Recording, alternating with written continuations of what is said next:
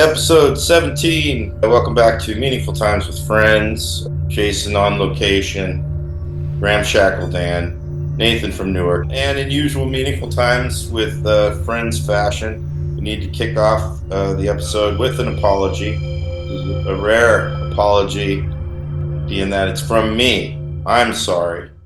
We here at Meaningful Times with Friends have sort of a standard of quality for these episodes that you get to watch and or listen to. I'm sure most of you listen to it based on the feedback I get. You leave it on, cooking, cleaning, you're doing something else. However, some people watch. I also like to put visuals in here for some humorous effect in accordance with our conversations. However, this past Christmas Genocide Panera special, I had to do a rush job.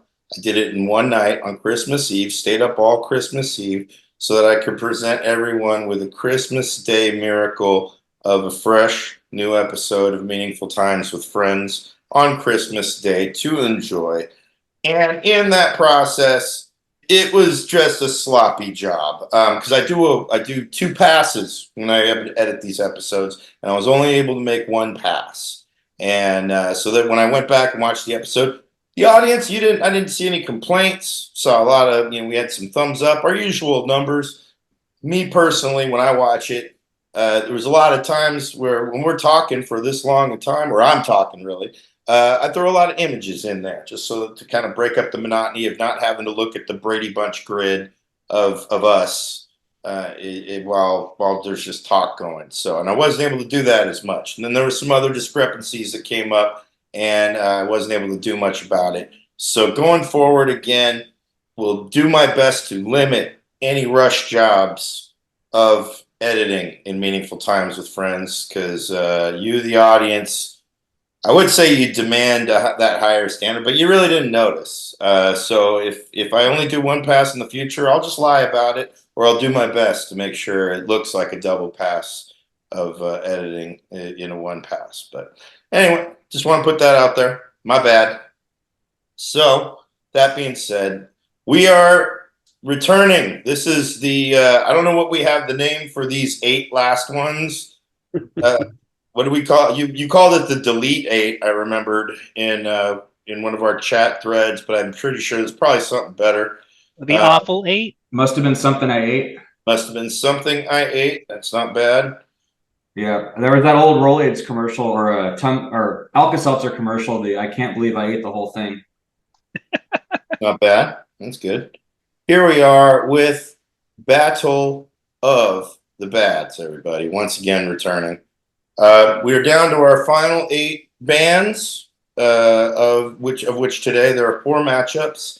And as we went through these Battle of the Bads prior episodes, we seemed to kind of a little difficult to figure it out which one, but most of them were kind of a lock.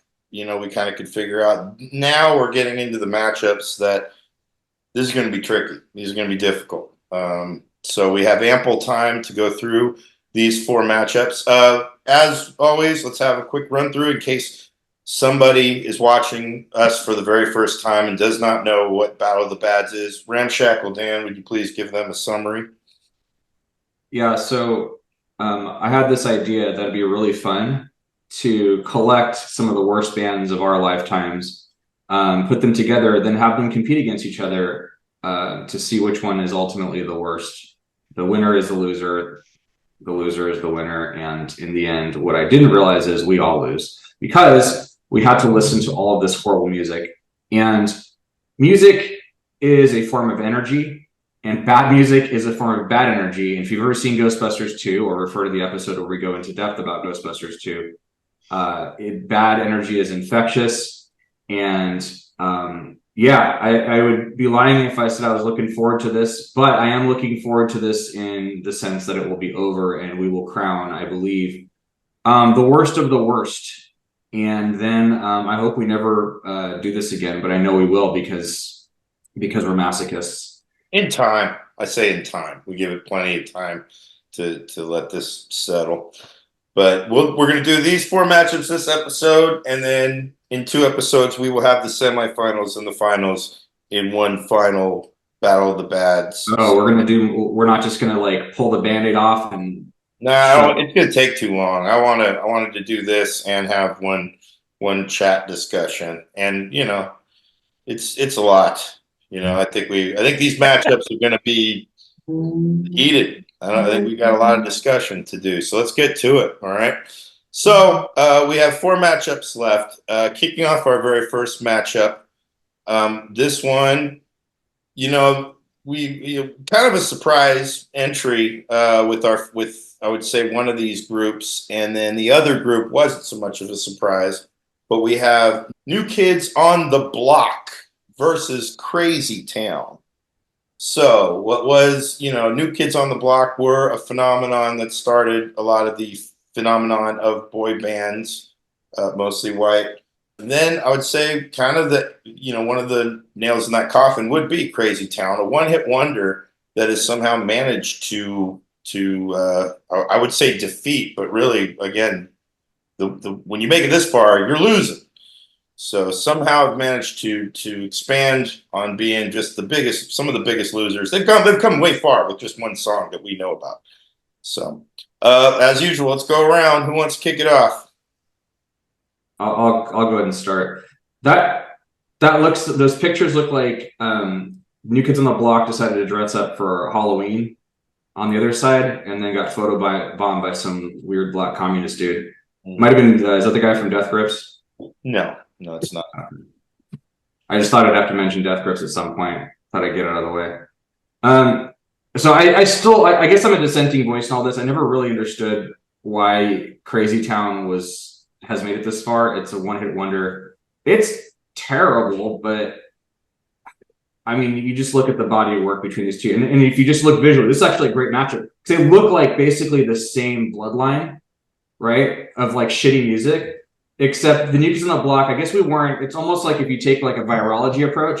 I think the world was inoculated to like this brand of like shitty white boy music, and New Kids on the Block got us before we had been infected before. And they just kept hitting us, and we started to fight them off, but they kept coming, and then they kept coming, and then eventually they actually look like, I mean, not to be offensive, but they actually, now if you look at them, the poster from their World Tour 2024, they actually look like they all have AIDS. The point is they're still here, and nobody gives a shit about Crazy Town. I think it's time for them to go away, and I think it's time to give us the proper respect for the plague on humanity that is New Kids on the Block. All right, so it's one for New Kids. Okay, so I'm tempted to say Crazy Town just because looking at these two photos behind you, Crazy Town it gets a more visceral response. And I agree, they kind of look like two versions of the same band, where Crazy Town is the actual hanging tough version of the New Kids. But I don't know. But New Kids on the Block, yeah, the whole volume argument can't be argued with. They were really ubiquitous. I remember the girl who was my girlfriend back in junior high when they were really big, first came really big, was obsessed with, I think his name was Joey, the youngest one, the cute little boy one. And it was so annoying to constantly have to hear about Joey constantly. Like, oh, Joey's so cute and he's got the blue eyes and oh my God, and blah, blah, blah. So, but then Crazy Town, like I never heard of them before this whole contest. I had no idea who they were. I'd never heard their music before. I never saw them before. And when I heard Crazy Town, I was expecting like a girl group, actually. I was expecting like a Spice Girls type thing, like something like Pussycat Dolls or some stupid shit like that, because the name is so terrible. But I guess I'm gonna have to go with New Kids on the Block being worse than Crazy Town, just because I definitely have more resentment against them from my teenage years, my prepubescent teenage years, for sure. The girlfriend that you speak of, what does her name rhyme with? It doesn't matter. I'm not gonna bring her into it. When I hear the name Crazy Town, it sounds like the kind of thing a bunch of middle-aged women would say when they're all planning on going out and drinking and having fun. Like, we're going to Crazy Town, yay! That's why that name, I agree with Jason that they don't look like their name suggests. Also in that picture, You think that black dude is like troubled to this day that he was in a group with a bunch of white dudes, but they didn't let him fucking rap? Like part of my beef with Crazy Town this whole time has been, good lord, they're fucking terrible rappers. But their catalog and the impression they've left in the universe is far smaller than New Kids on the Block. I mean, these dudes are just going to reunite for a tour this year. That's horrendous, and that does damage. We don't need that. So I'm going to have to go with New Kids on the Block as well. All right, New Kids going. So they already have it locked. Me personally, when I saw these two, I really, as far as which one's worse, I give a lot of credit to Crazy Town for coming this far again off of one song that, was enough of a hit to maintain, a presence in something like this, Battle of the Bats. Whereas New Kids have put out a plethora of work that has not stood the test of time, nor has anyone wanted it to be back. I still hear Crazy Town on put it on you go to a bar with, people living in the past, being drunk. They'll throw this song on. No one throws on New Kids. Even fans don't, who were fans, back in the day. They got you got so many different, iterations of what New Kids once was, and now they all look like us, so, and they're going to go out there and still dance. Nothing against you guys, we didn't go out dancing and trying to woo young ladies, or men. I really don't know. It could be anybody, really anybody's guess with these guys. I give them credit for not going away, real still trying to get back to that. Well, Donnie Wahlberg, by all rights, shouldn't be doing it. He's got a thriving acting career. I would have thought that he would have been like, no, guys, bad idea. Get somebody that looks like me to fill in because I can't go on this train. But yeah, Crazy Town. I'm gonna just throw Crazy Town a pity vote, just because again, what to be that truly awful with one song, and make the mark that they did. As far as the black dude, what's funny is looking at this photo, it looks like he's about to sucker punch the lead singer, which I like. I'm gonna knock this dude on his ass. I don't know. I never looked at. He might have rapped on another song or played an instrument of some kind. I didn't really do the personnel check. Do they have a DJ? Because I feel like in an all-white group, the black dude gets relegated to the guy in the back with the headphones doing the turntable. We mentioned earlier the DJ is the no longer alive DJ AM. He was part of the band initially until he, realized he worked better alone without them and became quite a popular DJ. You know the whole Nixon Kennedy thing where they're talking about those who heard the Nixon Kennedy debate on the radio thought Nixon won, and those who saw it on television thought that Kennedy won. Mm-hmm. And I voted against Crazy Town every single round for the same reasons I've stated. But the longer I stare at that picture, mm-hmm. I start swelling with resentment. And starting with that guy's horrible red Sharpie tattoo, the guy kind of brooding in the back right, that weird red star tattoo. And then now, and for the last 5 minutes, not that what you haven't been saying is fascinating, but I am just transfixed on dude's nipples. Yeah, they got pierced nipples back when they weren't as popular. I mean, now that doesn't even look like a piercing. It looks like they're somehow they're those rings or those straps that people put around their balls to make it look like they have an erection when they don't. Looks like he's put those around his nipples. They're completely visual. They were this thing of unabashedly trying to get chicks with this style that wasn't even a style, it wasn't a thing. This is an LA thing. People didn't look like this outside of LA. And when they were selling it I remember when I first saw even the video, I was like, what is this? This is some kind of, it's like new metal and the Chili Peppers put together. It was fucking brilliant. And that thing was omnipresent. The fucking video was brilliant. The song was brilliant. They were brilliant, and I'm just sad to see them go. I don't know about that, but they're definitely gone. But New Kids still terrible. Yeah, even terrible. I mean, it's really it's who they're appealing to. But I could say that Crazy Town, the thing that I hate the most is that it works. I think that's probably what I hated. But yeah, I give them my pity vote in the face of overwhelming support for the New Kids going down. So they're all now New Kids are in the The Fuck My Life 4, they have moved on. All right, up next. Now here's a battle. Okay, this one, I'm very curious how this will turn out because I can't predict who. But we have the Grateful Dead, who've been long hated before this competition even started, and Limp Bizkit. How we're not throwing up all over our screens right now is beyond us. Yes, Nate.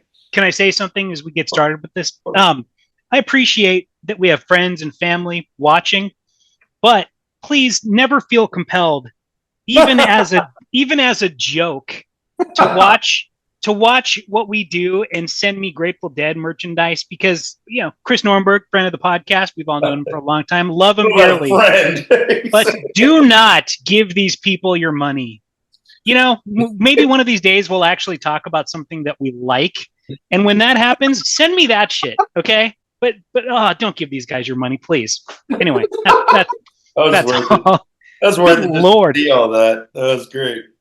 No, you sent us the picture of the mug that Chris sent you. And we were all. It's the shittiest mug too, because right here it's got like this bear on top of the top of the mug, so it's like so awkward. Imagine trying to actually drink out of this. You'd have that thing bumping you in your face. Get the fuck out of here! The bear. You got to be really high and into the dead to want to drink out of that mug. That's all I'm saying. But Nathan came up with a good idea, which is we should actually talk about something we like for once. Yeah, that's good. Someday it'll happen. I don't know if we have anything like that, or that we can all agree upon. It's like one will talk about it, and the other three will be like, "It sucks." Yeah, fuck that. You can make a bong out of it. I don't know. Maybe that'll help. You can bong through the bear. So yesterday is when I realized that these are the two that were going to be matched up this week, and of course that made me wonder, oh God, what am I going to choose? Because I hate the Grateful Dead. I also hate Limp Bizkit, and I don't know. It's a tough choice, because I assumed that I would just be like Grateful Dead all the way. Although I don't think maybe there was once when I didn't vote for Grateful Dead. I'm not sure, but I'm actually going to go Limp Bizkit this time. That's a huge bitch. Because I would rather listen to the Grateful Dead than Limp Bizkit. And also, I was thinking about the Grateful Dead's legacy. And, they don't just have a legacy of bad kind of hillbilly jam rock kind of shit. But they are also responsible for the state of concert sound these days. Because before the Grateful Dead, rock shows had shitty sound, and they were the first rock band ever to actually put some thought and energy into the PA way back in the 60s. So, if it were for the Grateful Dead, we probably would not have the concert sound we have at this point in time. So Limp Bizkit, on the other hand, they're just fucking Limp Bizkit, and they're called Limp Bizkit. Grateful Dead at least have a cool name, so they got that going for them. So Limp Bizkit gets my vote this time around. That whole PA shit is like someone defending Hitler because they like his art. Well, speaking of the Nazis, did invent magnetic tape for recording purposes. So if we didn't have the Nazis, we wouldn't have someone would have figured it out eventually. Come on, man. Magnetic audio tape. So I guess I nailed it. I'm the reverse of Jason. I think if given the choice between these two, I would rather listen to Limp Bizkit. I mean, this is a study in sucky contrasts. Grateful Dead, we've talked about in a previous episode. Really cool name, actually. Like, I had no exposure to them when I was young, so I always kind of assumed their music would be a lot better just based on their name, but that is not the case. Limp Bizkit, their name sucks beyond belief. So does their music, obviously, but I can dig metal. I can dig a little bit of hip hop. I can't dig what the Grateful Dead are doing. It's slow, and I think the biggest problem I have with it is that it's boring. Like, I'd almost rather listen to douchebag rap rock fucking bullshit that even has these days like some kind of MAGA connection. That's how bad I hate the Grateful Dead. I would rather take all of that than be bored to death with what did Ramshackle call it last episode? Was it 12-bar blues? I don't know what that is, but I'll take a pass on 12, 13, 14, or 15-bar blues as well if it's anything similar to Grateful Dead. So I hope Grateful Dead moves on. 5056 bar blues. That's what it However sounds many like. bars it takes, yeah. Well, without knowing what it is, you fucking nailed it. That's exactly what it is. It's fucking Infinity Bar Blues. Infinity bar. It just goes on and on and on, and it's the cardinal sin of entertainment. It's dull, and it's annoying, and it's overrated. I mean, look, Limp Bizkit is horrible. It's horrible, and it actually caused me pain to watch Jason like battle whether he's going to pronounce it phonetically or just call it Limp Bizkit like everybody else. He just like he kind of glitches. He's like Limp Bizkit. I'm with Nathan. Like, at least it's like novelty. Like at its best, it's shitty novelty and it's laughable and it's just like bro music gone bad into its extreme. And to Fred Durst's credit, he leaned into it hard, all the way into it. Like he did not falter with his commitment to being that douchebag. The Grateful Dead, I just don't understand it. I understand. I like literally. I understand why people would like Limp Bizkit. I would normally say if you like something that I don't understand, I'd like to talk to you. And this would be the one where I'm just like, I don't know how long I want to talk to you, but I don't know how long I could talk to you. Because if you can listen to this music and if it's your favorite music, then you are a far more patient person than I am. Because I think in some ways they're probably just waiting. They're still waiting for the hook. Like 30, 40, 50 years later, they're waiting for the part of the song that's good. And none of it's good. It's awful. It's omnipresent. And I love like Jason's like, oh yeah, but they're precious about their fucking horrible sound. And so they innovated the sound system because it needed to be crisp when you just hear this jangly blues bullshit go on and on and on and on. But at least it's in fucking high fidelity. That's great. That's great. So you can't miss a note of your fucking slow water torture death by fucking horrible boring sound. Anyways, yeah, dead.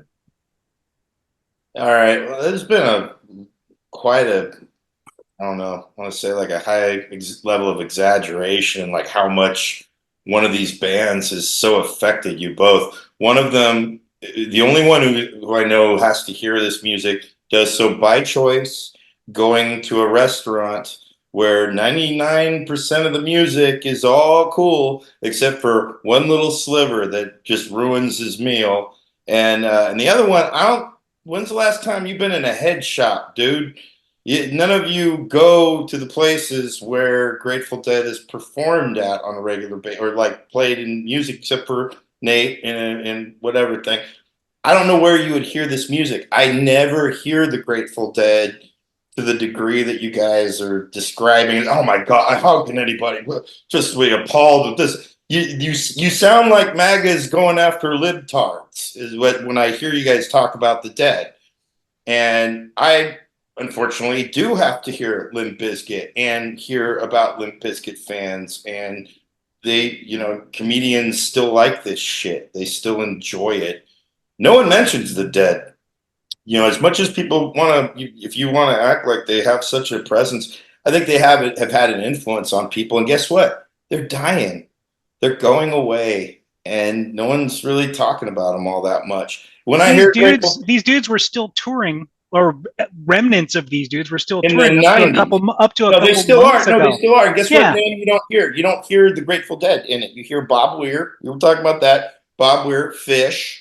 You know what's weird is they command large audiences that I never have to hear their music or cross paths with their fans. I really haven't seen a Dead logo in a long time. Granted, they're terrible. I've been with you to an extent. However, when it comes to this matchup, I see way more presence of the awfulness of Limp Bizkit. And it's nice to know that Nate and Dan can tolerate their music. My God, you do have an ear for pure shit. As far as I'm concerned, Jason, when Jason said, I was expecting this was going to be the other three would be unanimously Dead. I'm not that bothered by the Dead, other than, again, it is long. If you were to sit all night in the Fillmore in the 60s, yeah, then I could 70s or 80s or 90s. They weren't 70s. That shit died down, man. I mean, it wasn't as long. They didn't. Those overnight concerts were pure 60s because that's before law enforcement and all that shit really cracked down. Remember, or a 2023 car ride from San Francisco to San Ramon where the guy's like, I'm going to put on the Dead. And I'm like, great. What's the over-under on how many songs? One? And What car ride are you talking about? it was from a meeting back to where we work in this year. The guy's a deadhead. And that's where they are, too. They work in freaking corporations. They're still around. I'll give you the guy's number if you want to fucking talk about I don't know anything about that. I can hook you up with him. He likes to play tennis. I wouldn't know anything about that. This sounds like it's a personal grudge more than it is, really. It's a personal grudge because it's not just them. It's Fish. It's that fucking band that opened for us, dude. Oh, vitriol, man.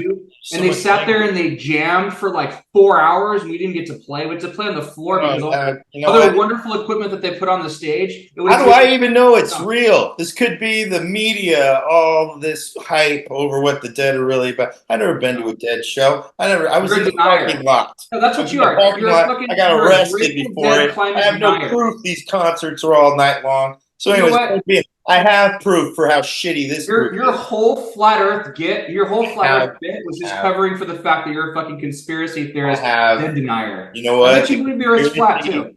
You know what? All Grateful Dead notes are flat probably, but these guys, this lineup right here, and they are coming. Nathan gets that. He's gonna get the 12 Bar Blues. They're coming back as well. And you want they're not coming back. 12 Bar Blues still involves more notes than the notes it takes to play a Limp Bizkit song.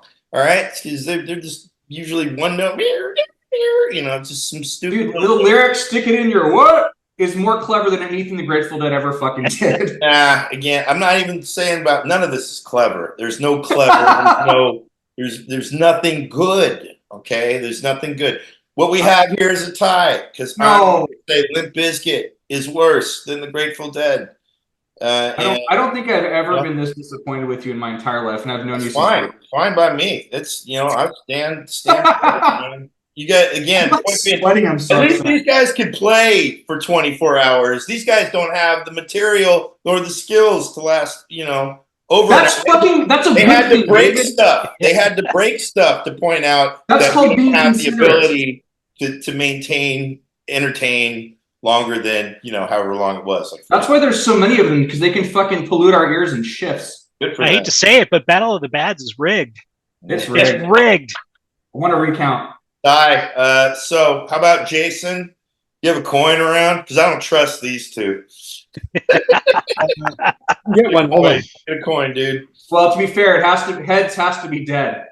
All right, heads dead, tails biscuit, and whoever loses moves on. So heads is dead, tails is biscuit. Flip it. Tails for Limp Bizkit. Dead moves on. All right, so the Dead are going to the finals or the semifinals. All right. That's a good way to get the Dead move on. Because, again, I had to stand my ground as far as Limp Bizkit. They're just, apparently you guys waterboarded in Grateful Dead in your locales, wherever they're at, by choice. All right. You know how when you smoke a lot of weed, stoner shit doesn't bug you, but then you quit weed for a while and that stupid shit? I don't know. For me, I quit weed a long time ago, man. I'm still not that bothered by it. Actually, I'd probably be more bothered by it if I was high. I think I quit smoking weed the last out of all of us, and no matter what, I've always thought they were fucking horrible. There's no drug that could inoculate. I could be on a fucking Molly bender, and I'd be like, I love everything except for the fucking Grateful Dead. But I think you have the same attitude towards it that you do towards reggae. You're like, yeah, it's a great song. That's Jason's line. I stole that. I told you. Whatever. It's you both. All right. Anyways, all right, moving on. Our next matchup, this is another heated matchup. I'm curious which way this will go. This is Porno for Pyros versus Imagine Dragons. One group I have heard of prior to this competition. The other I heard but didn't know it was them. And so I don't know. Which one is worse? Again, it is a difficult decision because Imagine Dragons more offend my sensibilities as a musician just because they've made very popular half-written songs, whereas then Porno for Pyros, again, we've discussed it before, are a band that was a much better band with, I believe, 3 or at least half of the members of a better band and the principal songwriters, and then somehow have created a dulled, watered-down version of that group with a name that sounds like it's on a list of band names that they picked arbitrarily. So I'm going to go with Imagine Dragons, only because, at least in Porno for Pyros, as much as it is a disappointment and boring as they are with what, remnants of Jane's Addiction they used to be and all of that, I might be able to get through a Porno for Pyros song without wanting to, put a proverbial weapon in my mouth to end it all. Whereas Imagine Dragons, not only does it disgust me as a musician, as all of that, but the fact that they have some level of momentum and a fan base and whatever. They're in commercials, they're in all this stuff, and I hate the fact that they're actually kind of funny. Because they have, like I said, we mentioned before, they have videos where, and it doesn't make any sense. They have videos with has-been celebrities in them, playing roles in whatever their little mini movies are about, and it just doesn't make any sense. Not that I think Porn for Pyros makes that much sense, but I think they're, again, more of a fallout of a band that once was. Whereas Imagine Dragons, imagine never being a band that was ever good and that had dragons. I don't even understand the dragons part either. That's it. I vote Imagine Dragons. As this has gone on, I've listened to more Imagine Dragons. I mean, there's really, I think, only 4 or 5 songs, but I just don't understand anything that Dave said from either side of it. So I think this is almost the inverse, or it's almost the same argument as the Grateful. No, because the Grateful Dead and the Limp Bizkit thing was a whole other thing. I understand your perspective, even though you're wrong. But in this one, I don't actually understand your perspective, because Porno for Pyros, again, it's dull. And it's almost like, they can do better because they have done better, because it's called Jane's Addiction. And they did this, and it was unnecessary, and it was just kind of cruel, because people who like, I'm not going to classify myself as one of them. People who really are into Jane's Addiction fucking love Jane's Addiction, love Perry Farrell. And then he did this. And that was kind of a dick move. Imagine Dragons is pop music, and there's a reason why they're in commercials in the Super Bowl, because they play catchy pop music, and it's fine. People like it, it's catchy, and I just don't, I mean, I'm as much of a music snob as anyone on this panel, but the longer this goes on, like, they've separated themselves as the most inoffensive thing on here. Like, they're even tongue-in-cheek about their own music, whereas, like, you take Porno for Pyros, 1, it's completely unlistenable. 2, they can do better. And 3, they're doing it, like, very seriously. And if it's a prank, like, and if it's some Andy Kaufman shit, well, good on them, because I've been punked. But they're fucking god awful. And the only thing that would make me vote for Imagine Dragons is not to have to fucking talk about, listen to, or think about Porno for Pyros again. But unfortunately, they're fucking terrible. So Porno for Pyros. I think hopefully there's a tour coming up with Imagine Dragons, Limp Bizkit, and Crazy Town that comes to your neck of the woods, so you can go there and have such a okay time. All right. I love Jane's Addiction. They were absolutely one of my favorite bands back in like 90, 91. Both Ritual, De La Habitual, and Nothing Shocking are like classic albums, like, in my life. Like, I can still throw those on and listen to them from end to end. And there's not very many albums these days that I have the attention span to do that with. Now, having said that, I wasn't like hurt, or I didn't feel betrayed by what Porno for Pyros did. Like, it was just like the boring side project of a band that I think was breaking up at the time, and probably they just needed money for heroin or something. So they're like, we'll do this other fucking project. It'll pay for our habit, and we can get some more tattoos. What's it called? Imagine Dragons. Like, not only is the name lame as shit, but like that music, it has like these weird crescendos in it. Like, there's something about the rhythm to the way Imagine Dragons songs sound that like triggers like some anxiety in me, because I'm like, oh, it's building up, but in a way that's lame, and it fucking is bothering me. And why am I obsessing over how much I hate this? I should really focus on something useful. So I'm gonna have to go with Imagine Dragons on this one, just because I don't know, I don't really have any negative feelings about Porno for Pyros. They're just dull. It literally induced nausea, which is a good reason, Nate. That's not to get the fuck out. And they are all crescendo and decrescendo. There's no real riffs. Peaks and valleys. And Jason? Well, okay, so I have been doing nothing but talking shit about Porno for Pyros this whole process. And then Wyatt pointed out that they put out a new single and that he liked it and he was unashamed. And so I thought, well, the least I can do is, after like bad mouthing this band, is actually go listen to this new single. And I listened to it and I didn't hate it. I mean, I didn't like it, but I didn't hate it. Okay. Whereas Imagine Dragons, I hate everything that I've ever heard under coming from them. So yeah, Imagine Dragons gets my vote. All right. They're starting a hate group. So that is the reason Imagine moves on. So all right. Later to Porno for Pyros. It's been fun hating on you. You are boring. You are dull. But again, Imagine Dragons literally induces negative physical reaction as well as mental and emotional.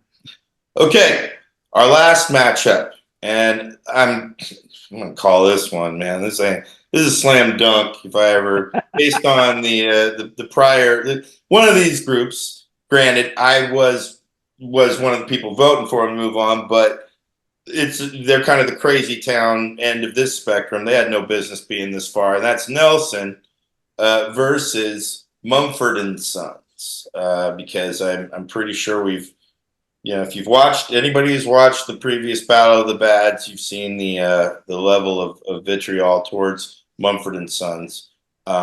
Nelson, there's it's been a few defenders of some of their antics, whatnot. I get why Nelson are here, but just looking at that picture is like, okay, yeah, I get it. That looks like it's fucking lame as shit. But it's more like visually off-putting than it is musically, I suppose. Like, this music. When was this? 1987 or something? It was early 90s. Early 90s. Okay, so we're talking 30-something years ago. This other bullshit is fucking happening somewhat currently. And that's more of a problem for me because you're much more likely to run into a fucking Mumford and Son songs than you are Nelson. I don't know. I don't know what else I can really say. I've touched on it in the past. Some of the people that I have known that have liked Mumford and Sons were just some of the most annoying people I've met in my life. And that always makes a huge impression on me. I hate for it to come down to that, but that is what, for me, moves Mumford and Sons over the line for this one. So I want to keep them going. Word. Really briefly, just want to say Mumford and Sons, and for all of the reasons that I've already stated. I don't want to be redundant because there's nothing new I could say about them, but I hate their folksy fucking white ass like brand of whatever the fuck man bun bullshit. I just can't take it. So Mumford and Sons. All right, that's Mumford. You mix Grateful Dead and startup culture, you get Mumford and Sons. That's essentially what it kind of sounds like. I mean, yeah, they end their songs, but they're still just as long, dull, droll, and the thing I think I hate the most about it is their songs sound like they inspire a false sense of hope. Where I'd rather listen to Blues Traveler than Mumford and Sons if I had to. Nelson's just been a fun goof. Just look at him. Like, I mean, they've been terrible. I'm surprised anybody bought their albums. Even Chicks, man. Like when they were around. I mean, it was, again, they're the sons of a dead celebrity from the 60s or 50s, 60s, I guess the 70s. I remember when Ricky Nelson's plane went down. I don't think many people do. I remember I was in a cabin. I don't remember exactly where the cabin was, but it was where it was snowing. We were holed up there, and they had a news report. And Ricky Nelson has died in a plane crash or some kind of crash. Thought that was the last I'd ever hear of the Nelsons. And then this group came along. There was already kind of heavier metal and grunge was on the forefront, whatever. And these guys still somehow managed to slip in a hit or two. And they just, when you saw them, I remember when they played them on Headbangers Ball, it was just sort of like, these people have no business being in these 3 hours of music. Mumford and Sons, I don't know. This is a group that, again, just on a lot of principle, you hear the music. I'm still offended. They have a drum set up for most songs with drums. They are a band that I think appeals to the very culture that a lot of a lot of the people in my line of work like or dig or whatever. And you see those concerts so filled up with all these fucking losing people. Again, I look at them, and then when we talk about a group like the Grateful Dead, yes, we're all smelly, 60s, that kind of end of the spectrum. But then you clean them up, you give them showers, and again, you put them in startups, you give them Starbucks, and just all of that, and that's what you have. You get these motherfuckers. So there is an evolution of sorts of shit, you know. Feces evolves, and that's where we're at with Mumford and Sons. So this is a degree of who is worse, truly worse. Mumford and Sons, definitely. Yeah, and thank you for proving my point about the Grateful Dead, is because this is an evolution of that, and that's one of the reasons why they're so god awful. And let's not say goodbye to Nelson before we acknowledge how shitty Ricky Nelson was too. Like that song Mary Lou, it's just terrible wordplay. Hello Mary Lou, goodbye heart. It's bad. If you go back there and listen, Traveling Man, it's also a terrible song. What is that around his neck? Is that a chain? Yeah, or might be a neckerchief. That's really weird. Mumford and Sons. It's like, I think it's for like super liberal people who donate to public radio, specifically that fucking awful KQED in San Francisco, those greedy bastards who would really like otherwise listen to country music but are too ashamed because of their political identity, so they listen to Mumford and Sons, because it's basically like shitty country music without the twang. And I think it's for people who are just too politically embarrassed to listen to country music, so listen to this shit. And these guys would be in country music, except they don't have any testosterone, and they'd get beat up because they're sad, low T, just fake men. Anyways. You just love saying that over it. I respect your lack of redundancy there, Jason. Oddly enough, we all are of one mind in this regard.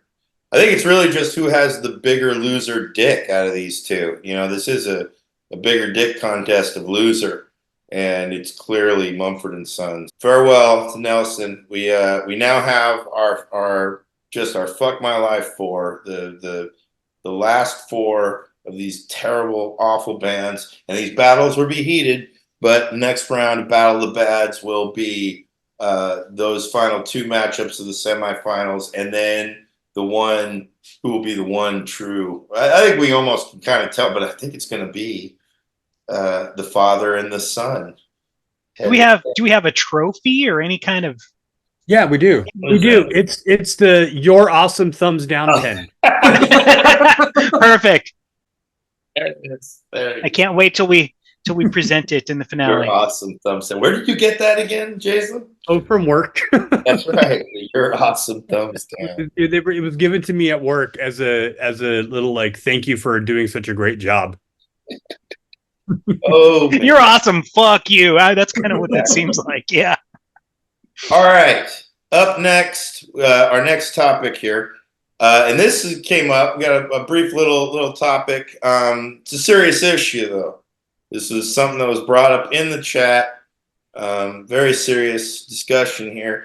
Well, I don't know. One of you guys keeps reading SFGate a whole lot because there's a lot of shit. I think that's both of us. Yeah. So I understand your confusion for sure. You guys talk all your nonsense about the KQED shit, but you guys are the ones clicking SFGate every other day. But anyways, this came up. This is serious, though. I know we're going. This is serious. This is why our entire timeline is filled with Moneyball, Lord of the Rings crossover memes. It was brought up that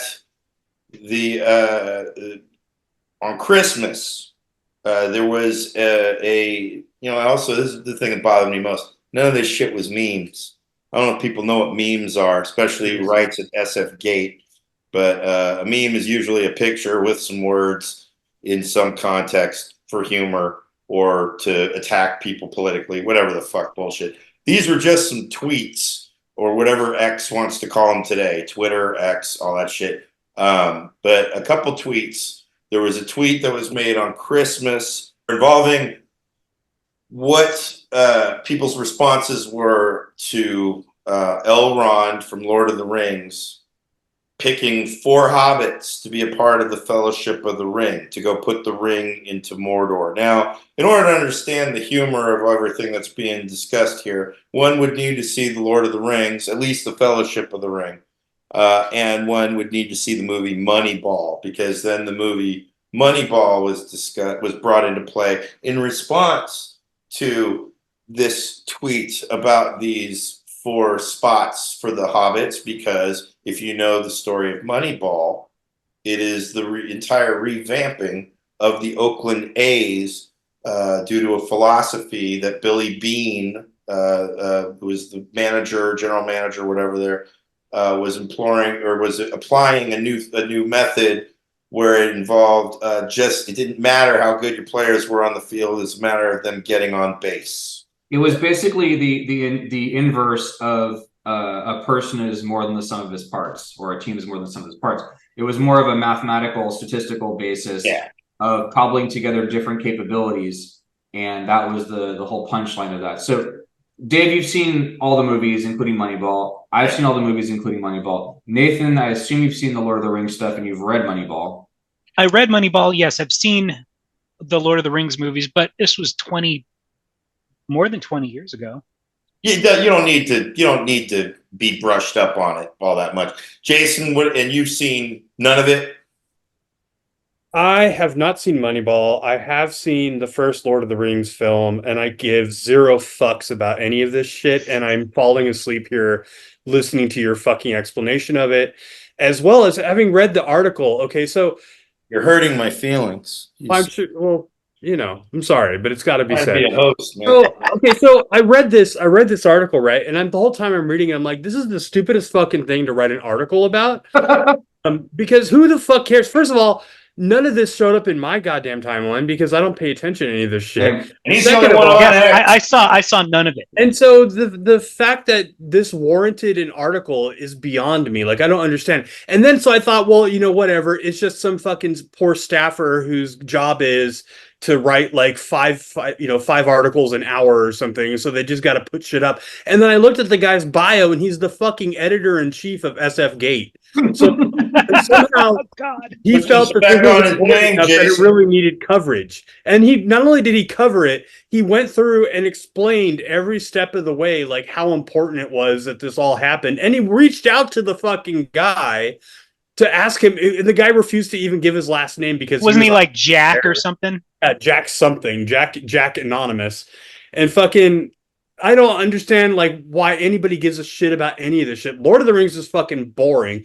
Moneyball is a fucking movie about people fucking in some corporation fucking whatever. Who cares? I don't care about brands. I don't want to watch movies about brands or corporations or businesses or fucking startups or any of the personalities behind them. Fuck all that shit. And that's kind of where I came from, Good Lord, man. I thought you were going to break into this speech and say anything where the John Cusack character talks about how he's want to buy things or sell things or sell anything or processed or sold. Yeah, that's kind of how I feel about all this shit. It's just it's astonishing to me that any of this warranted any attention whatsoever. That's kind of why I sent it. It was confusing and this is the thing. Like, I've read the book twice and I've seen the movie once. I've seen all the Lord of the Rings movies, and I agree with you. Lord of the Rings is epically boring.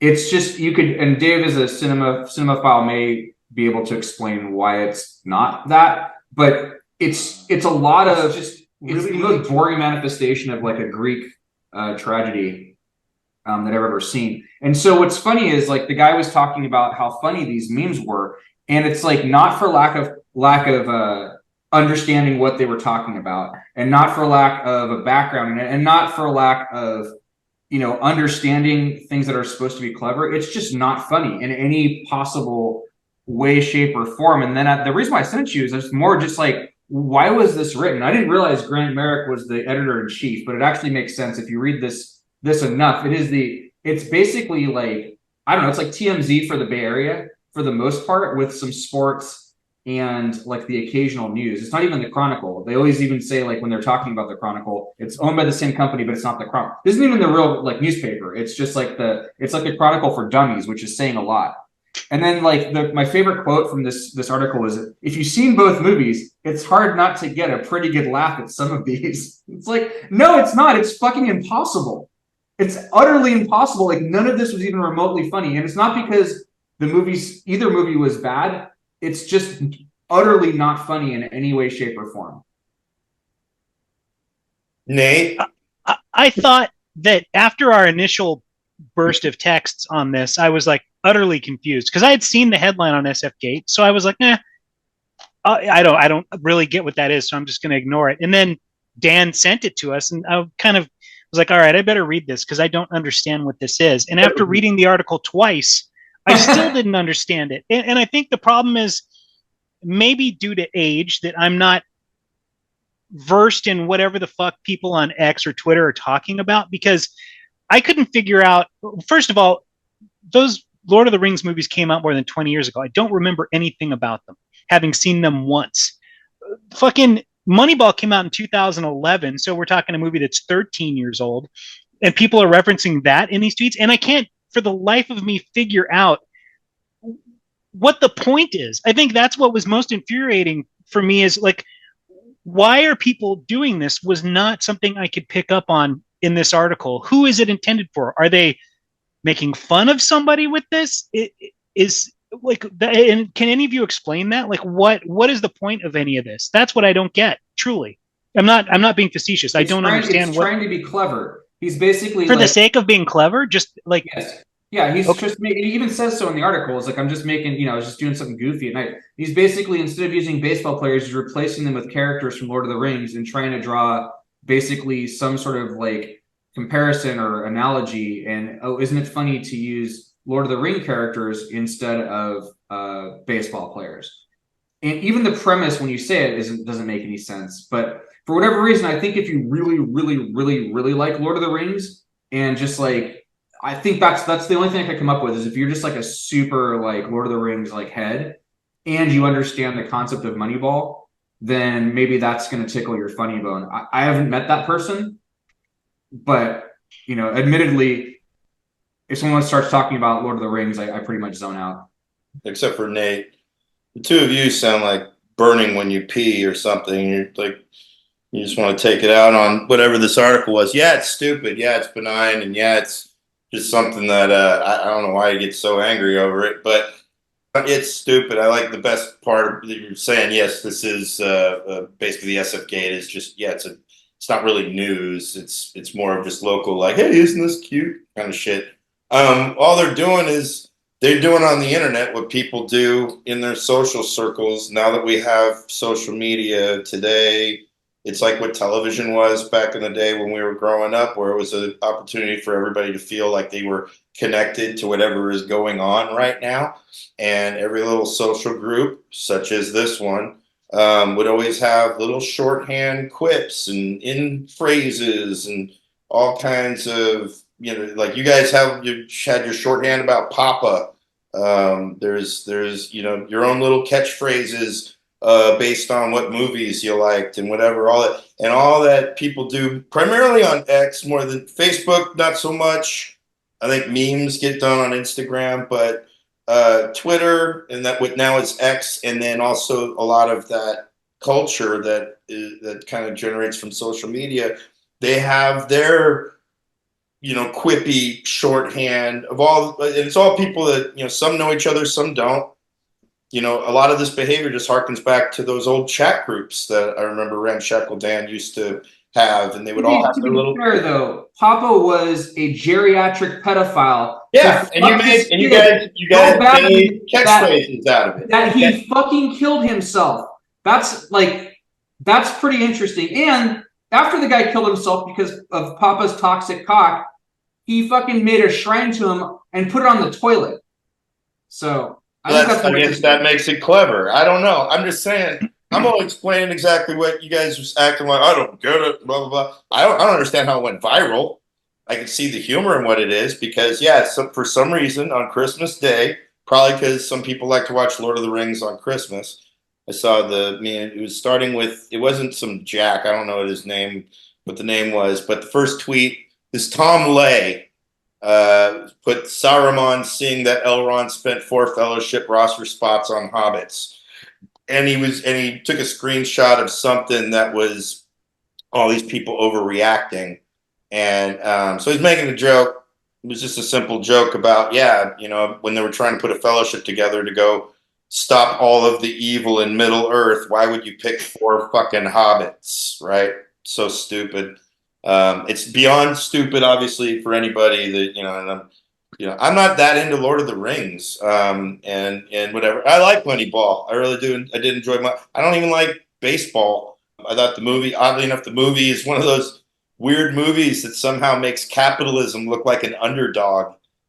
Which there's a slew of these movies with Moneyball and most recently Air, the movie Air with what's his name, Ben Affleck, that he directed, and Matt Damon. And in that movie, they depict Nike as an underdog, as the $1 million company. This $1 million company that was scrappy and had only a few $1 million of a budget for the basketball or the sports endorsement department. But one guy said, nah, we need to bet the farm on Michael Jordan, and it's going to turn us into something, and everybody's like, no, how don't you? We can't do that. You can't just do that. It's basketball. Nobody gives a shit about basketball. And therefore, this little underdog $1 million company turned into a multi-billion-dollar company because that's, whatever. Anyways, Moneyball isn't even that story. Moneyball was just about one season that went better than they hoped just because of this system that eventually took.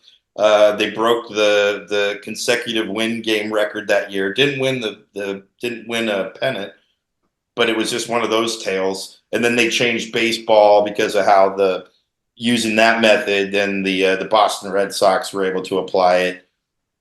And again, if you talk about it in this context, no one gives that much of a shit. I do agree. Why there was an article, I don't know, slow news day, like you said, it's this motherfucker who wrote it.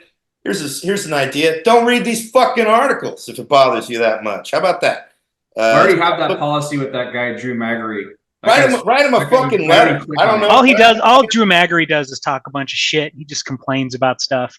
That's what email's for. Go be a newspaper troll. Email to the manager. That's exactly so Jason doesn't have to nearly get a heart attack again, over having to be forced so that he can't watch his Mystery Science Theater 3000s and whatever other fucking old crap movies because he cannot focus on this pure shit right here. I don't think the point is it's not any different than you guys. That's all my.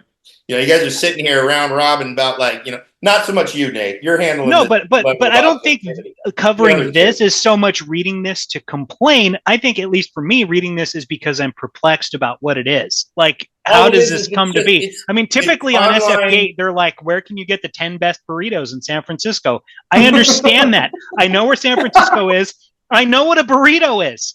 I know how to get to locations where they sell them. That makes sense to me. It doesn't make sense. It doesn't. It would have been so much funnier if that was the article and you're just like, I don't understand what best burritos. What does Lord of the Rings have to do with the mid burritos? With tacos?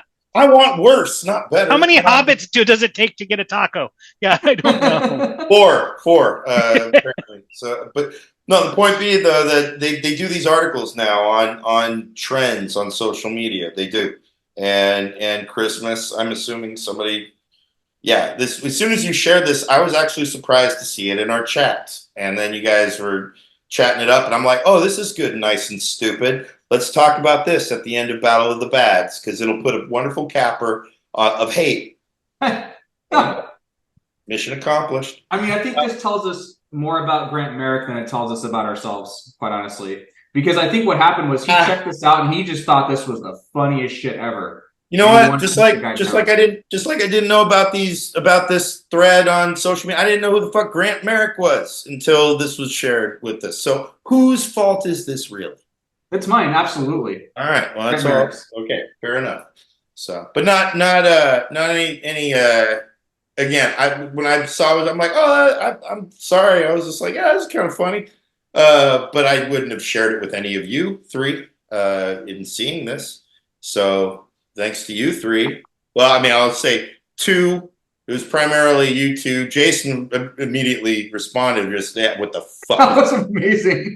Fuck is this? And the fuck is this doing? I gotta watch Jack right now. You guys are stopping Yeah, me. if anything, we need to keep this shit coming because this is where the real passion lies, right here. I don't know. I don't know. I mean, maybe if it was like somebody managed to somehow go back to Pink Flamingos and was like, who picked this shit to put in fucking Divine's mouth, and somehow they managed to use a Once Upon a Time in Hollywood meme to go back at it, and then maybe that'll trigger your fancy a little more to go deeper on it. I don't know. The bird is the word scene is funnier than any of these memes. Yeah, whatever. Again, that's you guys. So you guys have your shorthand, and the internet has their little shorthand for their fucking stupid shit. And I love how you're the fucking ombudsman of the universe. It's like these three idiots versus the internet. I'm just the guy here just calling balls and strikes. I'm not. In this case, I am, because I actually saw it. I mean, I think you saw my chat. I said, "Oh, that's kind of funny." I was like, I never would have thought to think of the spots of, because they all were. If you watch Lord of the Rings, they were like, "You're picking hobbits." They didn't think the hobbits were going to do much, and the hobbits are the very reason that Middle Earth is saved. And same in Moneyball, when dudes picking the fuckers, they pick a catcher to be first baseman. Oh, go ahead, jerk yourself off, Jason. All right, I'm sorry. Wait. There's handsome dudes in Moneyball. Why don't you watch that? I mean, there's bears and that shit. You said people watch Lord of the Rings on Christmas. Yeah. Why do they do that? What's the connection there? Why do people watch Die Hard on Christmas? People are fucking morons, man. They watch whatever movies. But doesn't part of Die Hard take place on Christmas? There's at least a connection. I like Godfather on Thanksgiving, man. It's not. Isn't Godfather a generationally good movie? It's not about whether good or bad. It's what you choose to like, man. I mean, I've never seen it. Not really. You can watch whatever you want. Now, in this day and age of, Die Hard's a Christmas movie. It ain't a Christmas movie. It's an action movie. It takes place in Christmas. But people want to, just stand on, it's a Christmas movie. Blah, blah, blah, blah. So whatever. It's easier to go along with it. Passion of the Christ, Christmas movie. I remember debating, was it Gino's dad, over whether that was a horror film or not, because there's more blood in Passion of the Christ than there is in like a lot of horror films, and he's like, it's not a horror film. I'm like, I don't know, man. I actually like Kevin Smith's summary of it. It's the gay bashing of Jesus. To each their own, and to each this is over. So I think we wrapped up another good episode, and we learned that, hey, sometimes a news article is not a news article. Move it along. Don't click on it. Don't read it. Don't check it out. Don't go any further. Don't share it with your friends. All right, that's that. We'll be back next episode with whatever other shit that hopefully gets a rise out of Jason. All right. So that's all. Don't send me any Lord of the Rings shit, anybody. Nobody. Just don't send Nate anything. All right. I'm gonna send you Hobbit fuzzy slippers. With headlights. Anyway, but so Nathan from Newark, Ramshackle Dan, Jason on location. I'm me, Dave. You guys have been awesome. Thanks for enjoying our shows. Watch the old ones too. Trying to get episode, I don't know if it's 13 or whatever the fuck it is, but up to 100. We're at 99 on an old episode of Battle of the Bads. I don't know how people watch these things and don't go back and what led up to it, but whatever. Anyway, all right, cool. The end. Later. Bye.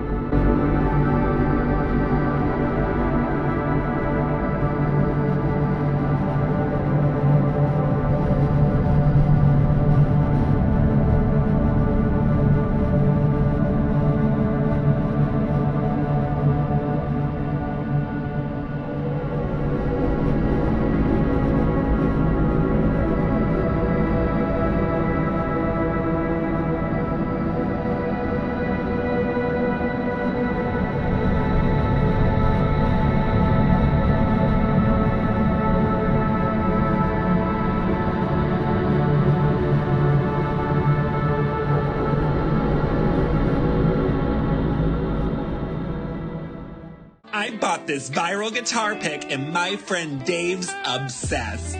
This pick is the perfect guitar hack for any musician friend.